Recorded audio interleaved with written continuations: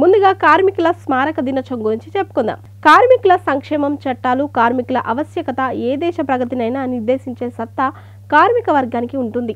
దేశ విధానకర్తలు కార్మిక సంక్షేమాన్ని విస్మరించలేరు. కార్మికులకు సౌకర్యవంతమైన పని గంటలు, పని వాతావరణం, వేతనాలు అందిస్తే వారు దేశ ప్రగతికి మరింత తోడ్పాటు అందిస్తారు. 2025 నాటికి ప్రపంచంలో అత్యధిక కార్మికులు ఉన్న దేశంగా భారత్ అవతరిస్తుందని అంచనా. రాజ్యాంగంలో ప్రస్తావన. భారత రాజ్యాంగంలోని 4వ భాగంలో ఉన్న ఆదేశిక సూత్రాలు, నిర్దేశిక నియమాల్లో కార్మిక సంక్షేమం గురించి పేర్కొన్నారు. ఆర్టికల్ 39 స్త్రీ పురుషులకు సమాన పనికి సమాన వేతనం చెల్లించాలి. ఆర్టికల్ 39 కార్మికులు వారి శారీరక దారుఢ్యానికి మించి పని చేయకుండా ఉండాలి. ఆర్టికల్ 42 కార్మికులకు పని ప్రదేశాల్లో గౌరవప్రదమైన వాతావరణాన్ని కల్పించాలి. స్త్రీ కార్మికులకు తగిన ప్రసూతి సౌకర్యాలు అందించాలి. ఆర్టికల్ 43 కార్మికులకు కనీస వేతనం అందించాలి.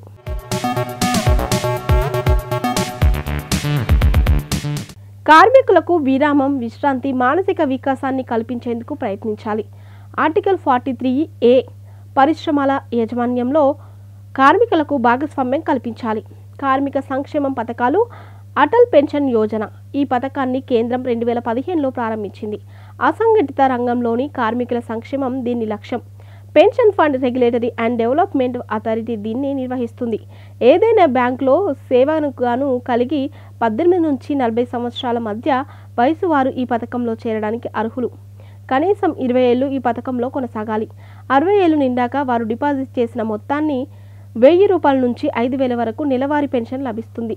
ప్రధానమంత్రి జీవనజ్యోతి బీమా యోజన ఈ పథకాన్ని 2015లో ప్రారంభించారు. ఇది జీవిత బీమా పథకం. వార్షిక ప్రీమియం 330 రూపాయలు. 2 లక్షల వరకు బీమా కవరేజ్ ఉంటుంది. బ్యాంకులో సేవింగ్స్ ఖాతా ఉండి 18 సంవత్సరాల నుండి 50 సంవత్సరాలపు వారు ఈ పథకంలో చేరడానికి అర్హులు.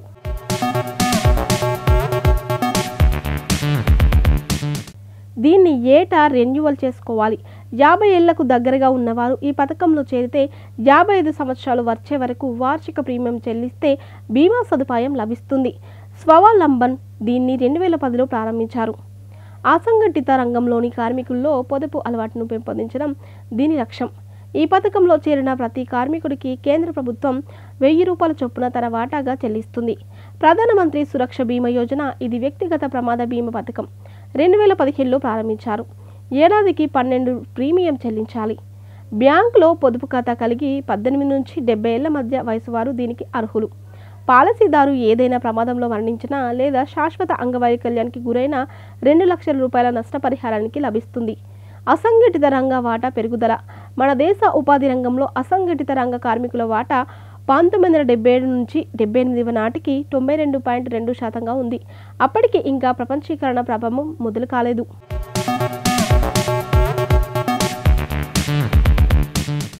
NCEUS అధ్యయనం ప్రకారం వ్యక్తులు లేదా కుటుంబాల యాజమాన్యంలో లేదా భాగస్వామ్యంలో ఉండి ఉత్పత్తి అమ్మకాల్లో నిమగ్నమై 10 కంటే తక్కువ మందితో పనిచేసే సంస్థలన్నీ అసంఘటిత సంస్థలే. ఈ శ్రామ్ కార్డు అసంఘటిత రంగంలోని కార్మికులకు ఆర్థిక భద్రతను కల్పించడంతో పాటు సంఘటిత రంగ కార్మికులతో సమానంగా నిలుపుతుంది, ప్రయోజనాలు కూడా అందిస్తుంది. ఈ శ్రామ్ పోర్టల్ను ప్రారంభించింది. దీని ద్వారా దేశంలోని అసంఘటిత రంగ కార్మికులకు సంబంధించిన సమాచారాన్ని సేకరించి అన్ని ప్రభుత్వ పథకాల ప్రయోజనాలను వారికి అందిస్తారు. దీనికోసం కార్మికులకు ఈ కార్డును ఇస్తారు. ప్రయోజనాలు. దేశంలో ఎక్కడైనా ఉపాధి పొందొచ్చు. ప్రతి కార్మికుడికి 2 లక్షల రూపాయలు ప్రమాద బీమా కవరేజ్ ఉంటుంది. పూర్తి అంగవైకల్యానికి గురైతే 2 లక్షలు, పాక్షిక అంగవైకల్యానికి గురైతే 1 లక్ష రూపాయల పరిహారం అందిస్తారు.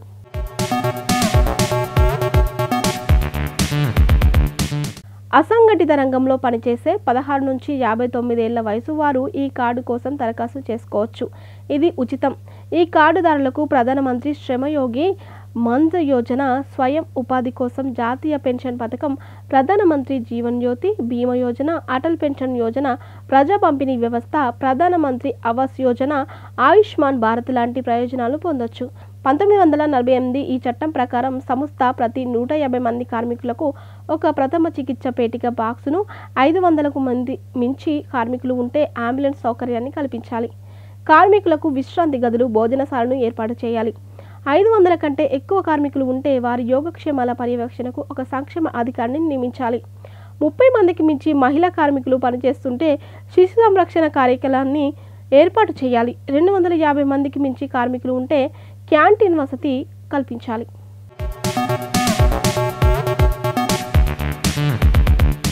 ఇప్పటి వరకు కార్మికుల స్మారక దినోత్సవం గురించి మనకు తెలియని కొన్ని ఆసక్తికరమైన నిజాలు తెలుసుకున్నాం కదా. మరి ఏప్రిల్ 28వ తేదీన ఒక్కసారి చరిత్రలోకి వెళ్ళి చూస్తే ఎంతో మంది ప్రముఖుల జననాలు జరిగాయి. మరి ఒక్కసారి చరిత్ర పుటల్లోకి వెళ్ళి నేడు జన్మించిన ప్రముఖులు ఎవరో తెలుసుకుందాం రండి.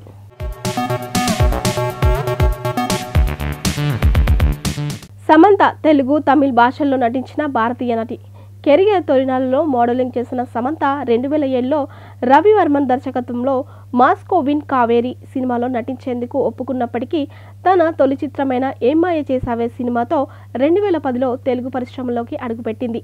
ఆపై తను నటించిన బృందావనం, దూకుడు, ఈగ, ఎటో వెళ్ళిపోయింది మనసు, సీతమ్మ వాకిట్లో సినిమాల చెట్టు, అత్తారింటికి దారేది చిత్రాలతో అతి తక్కువ సమయంలోనే తెలుగునాట ప్రముఖ కథానాయికగా ఎదిగింది.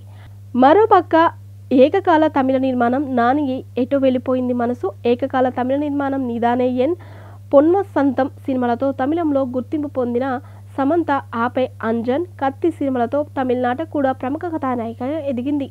2013లో రేవతి తర్వాత ఒకేసారి అటు తెలుగులోనూ ఇటు తమిళంలోనూ దక్షిణ భారత ఫిలింఫేర్ ఉత్తమ నటి పురస్కారాన్ని ఒకేసారి ఒకే ఏడాదిలో అందుకున్న నటిగా కూడా ప్రసిద్ధి చెందింది.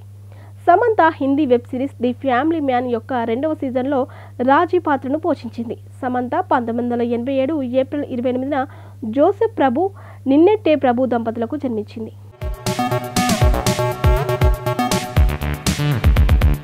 శర్మాన్ జోషి భారతదేశానికి చెందిన సినిమా నటుడు. ఆయన ఇంగ్లీష్, హిందీ, మరాఠీ, గుజరాతీ భాషల్లో నాటకాల్లో నటించి వాటిని నిర్మించి దర్శకత్వం వహించాడు. ఆయన 1999లో హిందీలో విడుదలైన గాడ్ మదర్ సినిమా ద్వారా సినీ రంగంలోకి అడుగుపెట్టాడు. ఆయన 2001లో విడుదలైన స్టైల్ సినిమాతో తొలిసారి హీరోగా నటించాడు.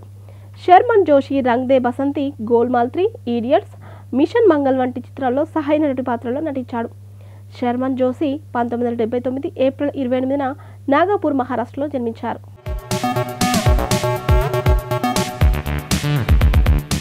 కోయల్ మల్లిక్ భారతదేశానికి చెందిన బెంగాలీ సినిమా నటి. ఆమె నటులు రంజిత్ మాలిక్, దీపా మాలిక్ల కుమార్తె. కోయల్ మల్లిక్ 2003లో నాటర్ గురు సినిమా ద్వారా సినీ రంగంలోకి అడుగుపెట్టింది. కోయల్ మల్లిక్ 1982 ఏప్రిల్ 28న కోల్కతా, పశ్చిమ బెంగాల్లో జన్మించారు. రంజిత్ మల్లిక్ కుమార్తె అయిన కోయల్ నాటర్ గురు సినిమాతో తన నటన రంగ ప్రవేశం చేసింది. ఈ సినిమా బాక్సాఫీస్ వద్ద మంచి విజయం సాధించింది.